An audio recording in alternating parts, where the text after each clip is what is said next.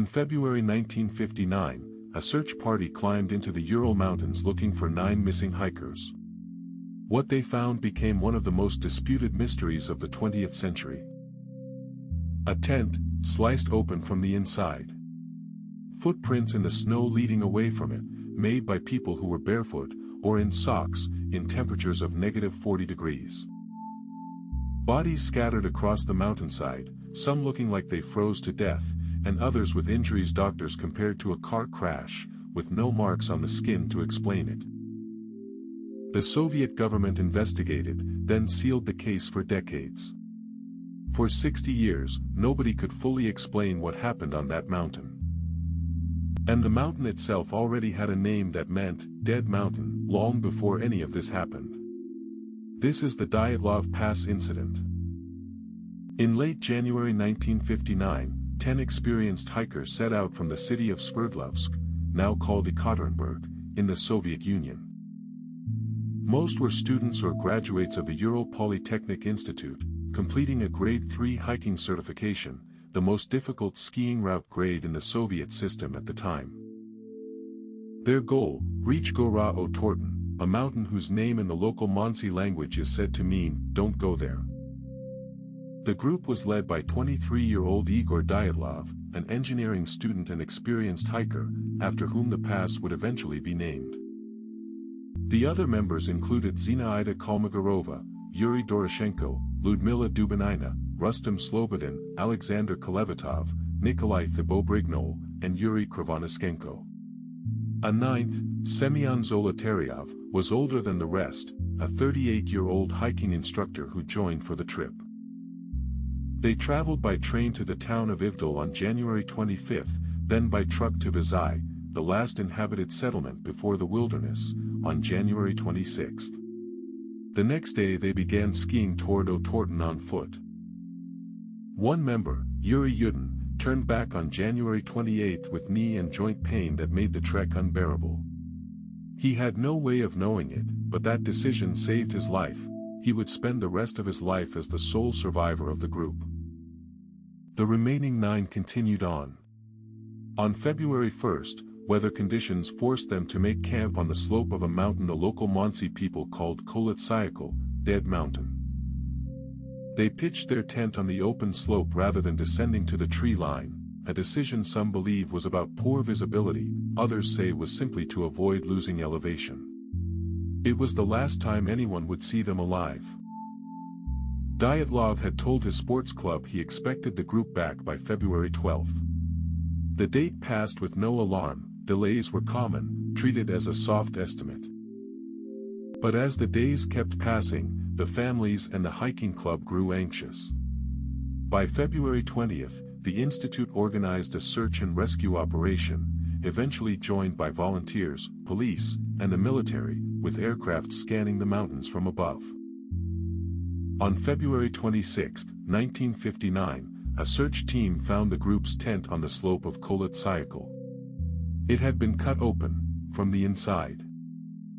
Inside, the hikers' belongings were largely undisturbed, boots lined up, warm coats still there. Food was found sliced and laid out, as if preparation had simply stopped mid-task. Outside, searchers found a trail of footprints leading down the slope toward the tree line, roughly a mile and a half away, made by people in socks, barefoot, or wearing a single shoe, in deep snow, at temperatures near -40, in the dark. Following the footprints, searchers found the first bodies beneath a large cedar tree, several hundred yards from the tent, Yuri Doroshenko and Yuri Krivonischenko, both in their underwear. The cedar's lower branches were broken up to about 5 meters high, as though someone had climbed it, possibly to see the tent, or to escape something on the ground. Beneath it, searchers found the remains of a small fire that hadn't burned long, and hadn't kept them warm enough. Between the cedar and the tent, the team found 3 more, Dyatlov, Kolmogorova, and Slobodin, in positions consistent with trying to climb back up to camp. Dyatlov was found clutching a small birch branch. That left 4 unaccounted for. It wasn't until May 4, after the spring snowmelt, that they were found, Dubinina, Zolotaryov, Kolevatov, and Thibault-Brignol, in a ravine roughly 75 meters from the cedar tree, buried under snow, in a stream bed with running water beneath them. These 4 had injuries, the first 5 didn't. Thibault-Brignol had a major skull fracture. Zolotaryov and Dubinina both had severe chest fractures with no external wounds to explain them. The forensic examiner said the force was comparable to a car crash. Both were also missing their eyes. Dubinina was missing her tongue, part of her lips, facial tissue, and a skull fragment, the detail that's fueled the most lurid theories about this case for 60 years. The official medical opinion was that this happened after death, from months spent in running water. One more detail deepened the mystery. Tests found elevated radioactivity on some of the hikers' clothing. At the time it fed rumors of secret weapons testing. A more mundane explanation, thorium-lined camping lanterns, or contamination from Krivonischenko's earlier work in the Soviet nuclear industry. Laid out simply, the timeline is almost as unsettling as the case itself. The hike began on January 27th, something went wrong on the night of February 1st. The tent was found on February 26th. And the final 4 hikers weren't recovered until May 4th, more than 3 months later. The Soviet investigation formally closed the case, citing a compelling unknown natural force. The files were then classified, only becoming public decades later, after the fall of the Soviet Union, which only added fuel to the idea that something was being covered up.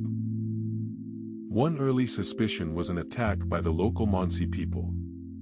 It didn't hold up, they were considered peaceful by investigators, and the only footprints found at the scene belonged to the 9 hikers themselves. Other theories pointed to the Soviet military, a botched weapons test, a secret missile launch. Some nearby witnesses reported strange orange lights in the sky, which true crime communities have connected to everything from flares to UFOs. There were psychological theories too, paradoxical undressing, where late-stage hypothermia creates a false sensation of heat. And infrasound, low-frequency wind noise that can trigger panic, theoretically explainable by the wind patterns on that exact slope.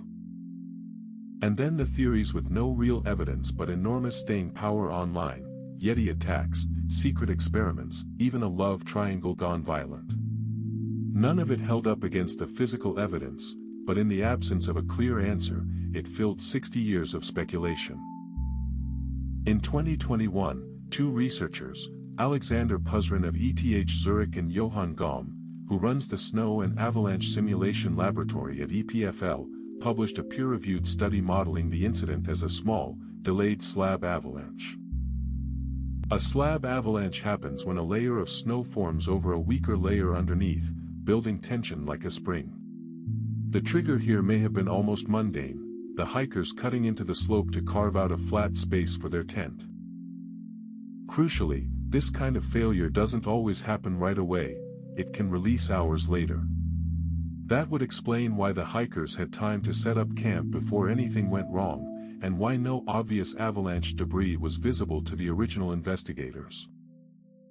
Using a model adapted partly from car crash safety engineering, the researchers showed that even a relatively small slide, hitting people lying down inside the tent, could produce exactly the pattern found: catastrophic internal injuries with little external bruising, while others nearby were essentially unharmed and able to flee. The theory didn't stop at a computer model. In January 2022, a field expedition recorded 2 fresh slab avalanches on the same slope under similar conditions. In January 2023, researchers photographed another avalanche there, roughly 700 meters from where the original tent stood. It's the closest thing to a scientific resolution this case has ever had. But it doesn't answer everything. It doesn't fully explain why the bodies were found in 3 distinct clusters, some looking like they tried to return to the tent. It doesn't explain away 60 years of contradictory witness accounts and classified files. For a lot of people who've spent decades on this case, no avalanche model will ever feel as satisfying as the truth, because there might not be one single truth. Just 9 people, a mountain that means dead mountain, and one impossible night in 1959 that still doesn't add up perfectly, even now. The pass itself was renamed Dyatlov Pass, after the 23-year-old who led the group. It's still there. People still visit it. And the mountain is still capable, as researchers proved in 2022 and 2023, of doing exactly what it may have done that night, more than 60 years ago. What do you think really happened on that mountain? Let me know in the comments, and if you want more deep dives like this, subscribe.